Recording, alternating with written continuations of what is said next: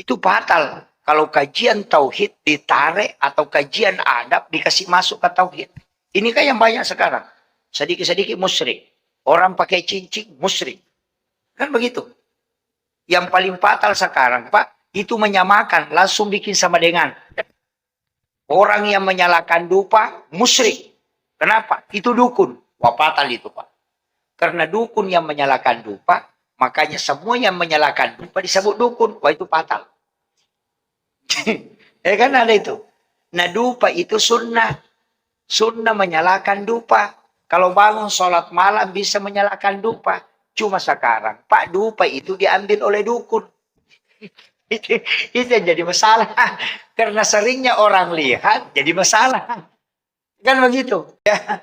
Itu tadi saya mengatakan, orang menyalakan dupa langsung disalahkan. Karena dia mengatakan dukun yang menyalakan dupa, maka semua yang berdupa-dupa itu dukun. Wah, itu pasal itu. Padahal Nabi sunnahkan, kalau ada orang meninggal, kita nyalakan dupa.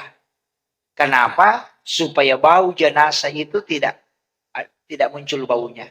Karena ada bau dupa. Kalau parfum itu tetap bau, Pak.